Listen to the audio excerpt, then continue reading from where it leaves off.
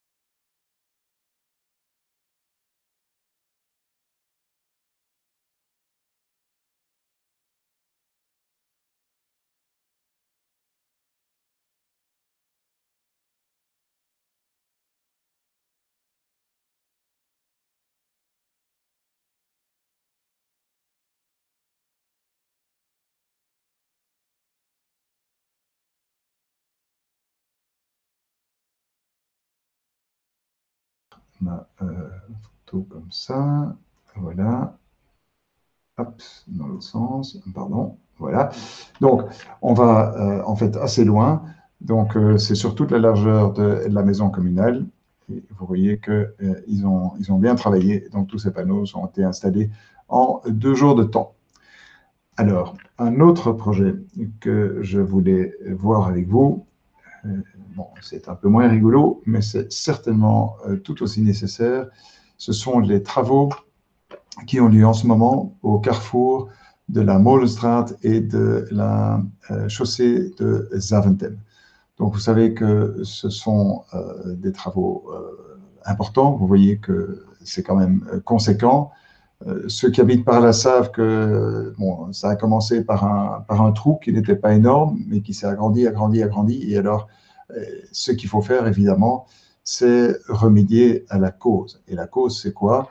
C'est en général une conduite d'égouttage qui est défectueuse et alors par laquelle il y a toute une série de sédiments, de sable et toute une série de choses qui peuvent être évacuées avec les eaux de pluie ou les eaux d'égouttage. Et à ce moment-là, évidemment, il se crée un vide qui devient de plus en plus important jusqu'au moment où l'asphalte de la route qui est au-dessus n'est plus capable de supporter le poids des voitures qui passent et à ce moment-là, on a un affaissement. Alors, en général, c'est quand même pas un énorme trou paf, qui se déclare d'un coup, mais ça évolue petit à petit et donc c'est le genre de choses qu'il ne faut pas laisser trop longtemps sans réagir parce qu'évidemment, ça peut devenir potentiellement dangereux. Donc, vous voyez l'étendue des travaux qu'il faut faire pour alors garder toute la situation sous contrôle. Il y a donc pour l'instant, il s'agit essentiellement d'une opération de reconnaissance en vanaf volgende week komen gewoon de specialisten van de watergroep ter plaatse kijken en zien wat er kan gedaan worden aan die buizen, aan die leidingen, om ervoor te zorgen dat ze dus gewoon afgedicht worden en dus de lekken bedoel ik. En op die manier kunnen wij dus gewoon het risico op verdere verzakkingen en verdere problemen eigenlijk in die zone vermijden. Voilà, dus dit is de bedoeling. Even toch chapeau voor de mensen die vandaag toch hard gewerkt hebben met die temperaturen. Het is zwaar werk, het is niet evident. Chapeau en hopelijk wordt dat zo snel mogelijk terug in orde gebracht. Dus in principe zou het eigenlijk nog een kwestie van maximaal een paar weken moeten zijn. Tenzij natuurlijk wel slechte verrassingen, maar dat zien wij volgende week wel. Voilà. Ça, c'est pour les projets de la Molenstraat, donc Molenstraat et la chaussée de Zaventem. Alors, aujourd'hui, on a pensé aussi vous parler brièvement de finances. Alors, finances, pas vous assommer de chiffres pendant de longues minutes, mais peut-être vous montrer simplement les chiffres principaux et qui font l'essentiel de ce à quoi on doit faire attention pour la commune. Alors, je ne peux pas vous parler des comptes annuels 2020 parce qu'ils doivent encore être approuvés par le conseil communal de juin 2021 en principe. Mais par contre, je peux vous montrer les comptes annuels de 2019 qui évidemment ont déjà été approuvés et il n'y a pas de changement drastique ni de changement fondamental dans les comptes, ce qu'on devrait avoir en 2020. Alors, il y a les rentrées, évidemment, hein, donc ce sont les impôts, les participations, diverses rentrées qui se chiffrent pour notre commune à peu près à un montant de 20 millions.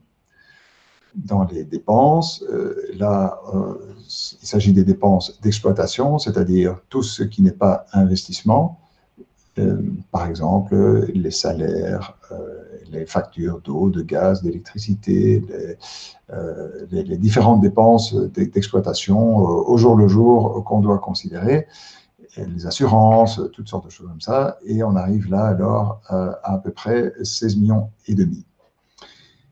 Il y a aussi évidemment comme dépenses obligatoires le remboursement de nos dettes. Donc, vous savez que bon, nous espérons en principe rembourser la plupart des dettes qui ont été contractées en 2006 devraient être remboursées pour 2026-2027. Et pour l'instant, la charge de la dette, c'est-à-dire ce que l'on rembourse annuellement, eh bien, ça se monte à peu près à un peu plus de 1,2 million. Donc, chaque année, nous payons alors ce montant pour rembourser nos dettes et arriver alors à les rembourser pratiquement intégralement en 2026-2027. Sauf évidemment les dettes que l'on pourrait, les emprunts que l'on pourrait contracter et qui alors viendraient s'ajouter. Mais donc, ceux qui ont été contractés en 2006 devraient être remboursés intégralement en 2026-2027. Voilà. Alors, nous sommes dans les clous au niveau de la marge d'autofinancement. Alors ça, c'est quoi? C'est un paramètre excessivement important parce que c'est ce qui nous... c'est une indication de ce qu'on peut faire au niveau des investissements. C'est un petit peu comme dans un ménage, dans une famille. Quand on a fini de rembourser tout ce qu'on doit rembourser, quand on a fini de payer tout ce qu'on doit payer, eh bien, avec ce qui reste, on peut investir dans des projets divers. Eh bien, pour la commune, c'est la même chose. Donc, en 2019, nous avons eu une marge d'autofinancement de 2,3 millions. Donc, ça vient, si vous voulez, ça vient s'ajouter à nos réserves. Et ces réserves nous permettent alors de faire des investissements qui se sont montés en 2023 à 3 millions, pardon, en 2019 à 3 millions, et on espère évidemment faire plus dans le cadre du plan pluriannuel qu'on a proposé. Donc, vous savez qu'on a toute une série de projets, donc on va essayer de faire encore mieux les prochaines années.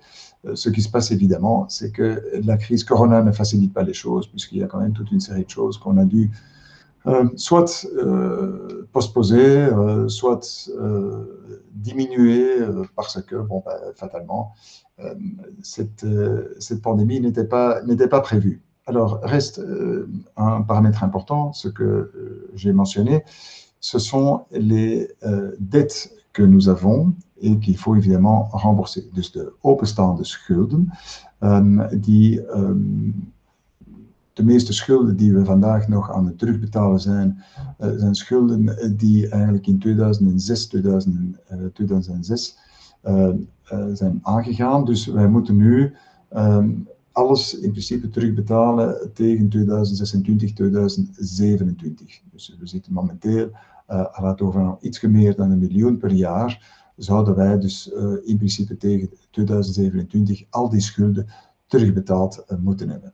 Dus een belangrijk parameter om in het oog te houden. En uiteraard, als wij nieuwe leningen zouden aangaan voor verschillende projecten, dan komen die leningen natuurlijk boven de schulden die wij moeten terugbetalen. Voilà, dat was in een nutshell wat ik vandaag wou zeggen als introductie. Ik ga mijn scherm anders delen. Voilà. Ik ga even kijken naar de vragen. Als er vragen zijn of commentaar. Voilà. Merci Philippe. Je suis extrêmement ému de voir que malgré Roland Garros, eh bien, tu as encore un petit coup d'œil alors pour cette courte session. Donc ça me fait grand plaisir. Je vois au niveau, je voyais apparemment un petit problème de son. J'espère que c'est réglé. Désolé si c'est le cas. Alors, voilà. Pas de questions apparemment sur les panneaux solaires ni sur les travaux à la Molenstraat. Par contre, une plainte au niveau des finances. Et là, je vais peut-être expliquer ce qui s'est passé. Alors, peut-être repartager mon écran.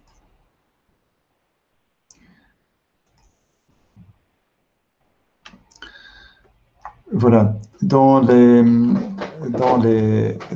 comptes, je montrerai plus en détail la fois prochaine.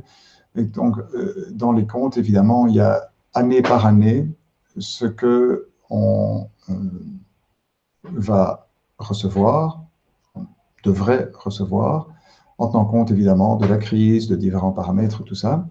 Il y a année par année ce qu'on pense qu'on va dépenser. Donc, en général, on est assez prudent, c'est-à-dire, comme vous le savez, on est à la recherche pour l'instant de personnel supplémentaire pour toutes sortes de projets. Et donc, on doit budgéter ce personnel. On n'est pas certain qu'on va pouvoir recruter tous les gens dont on a besoin, mais on est obligé de les budgéter. Et donc, en général, les frais de personnel sont gonflés pour qu'on puisse alors avoir la marge suffisante pour engager les gens qu'on souhaite. Bon, alors quand on a fini de faire cet exercice-là, il reste la marge d'autofinancement. Alors, ce dont je ne vous ai pas parlé, ce sont les budgets d'investissement. Ça, on en parlera la semaine prochaine. Et donc, pour répondre à la question d'Olivier, le souci qu'il y a eu, le petit malentendu qu'il y a eu, c'est qu'au moment de la reprise des activités d'égouttage et de distribution d'eau par The Water Group, vous vous rappelez que jusqu'en 2018, c'était Vivaqua, eh bien, lorsque Vivaqua a revendu le réseau à Water Group, eh bien, la commune a récupéré toute une série de montants, dont certains montants ont été des montants cash, mais ces montants, pour une partie d'entre eux, doivent être réservés à des projets d'égouttage. Voilà. Alors, comme le plan pluriannuel, je l'expliquerai plus en détail la prochaine fois, mais comme le plan pluriannuel ne permet pas de prévoir une catégorie d'investissements qui sont, entre guillemets, réservés, on est obligé de les mettre avec les autres. Et alors, la plainte qui a été déposée, c'était de dire, attention, dans les montants que vous avez réservés, que vous considérez pour les investissements, vous ne pouvez pas prendre ce montant-là parce qu'il est réservé pour des investissements d'égouttage. Alors ça, on le sait, mais la présentation du plan pluriannuel, malheureusement, ne permet pas de le faire autrement. Voilà. Donc, c'est pour ça qu'il y a des plaintes qui ont été déposées à la province. Mais bon, ces plaintes ont été... on s'en est expliqué, évidemment. Et le gouverneur nous a dit que, bon, il n'y avait pas d'autre solution. Vu le format du plan pluriannuel, eh bien, on est bien obligé de présenter les choses comme nous l'avons fait. Alors, ce qu'on aurait pu faire, c'est dire ces montants sont indisponibles. Et ça, c'est une situation qu'on a, par exemple, lorsqu'on dit non, les montants que l'on doit garder ou réserver pour les projets d'égouttage, eh bien, ces montants ne seront pas dépensés pendant la législature, mais la législature suivante. À ce moment-là, on est obligé de les mettre dans la catégorie montant indisponible. Et là, il y a une catégorie prévue. Mais nous, ce n'est pas notre cas. Nous voulons évidemment faire ces projets durant la législature, et donc, ils sont des montants qui ne sont pas indisponibles, ils sont simplement mis ensemble avec les autres, tout en sachant qu'on doit les réserver pour des projets d'égouttage. Voilà, j'espère que j'ai répondu à la question. Et effectivement, le gouverneur nous a donné raison, puisqu'il n'y avait pas moyen de faire autrement. Et de toute façon, si cela n'avait pas été le cas, eh bien, on aurait été obligé alors de refaire passer les comptes et les budgets par le conseil communal, ce qui n'a pas été le cas. Peut-être revenir 2 secondes à la situation pour les panneaux solaires, puisqu'apparemment, voilà, ça n'a pas été... Voilà. Donc, je répète 2 secondes, puisqu'apparemment, il y a un souci de son. Désolé pour ça, j'espère que ce n'est pas moi qui en suis, que l'origine n'est pas chez moi. Alors, donc le projet pour les panneaux solaires, vous voyez qu'il avance bien. Il est, en tout cas pour la maison communale, il est déjà, donc les panneaux sont placés. Ça a été fait en 2 jours, hier et aujourd'hui. Alors, vous savez que c'est un projet coopératif, donc c'est un projet qui permet aux citoyens d'investir, donc de participer à ce projet, comme dans d'autres d'ailleurs. Et donc, les 2 sociétés par lesquelles vous pouvez le faire pour ces projets particuliers, ce sont les sociétés Ecopor et Druifkracht. Donc, vous verrez les détails sur le site de la commune. Donc, il est parfaitement possible pour les citoyens d'investir dans ces projets et donc d'avoir ces panneaux solaires qui est un projet, donc un beau projet coopératif. Voilà, j'espère que j'ai répondu à la question pour ces panneaux aussi.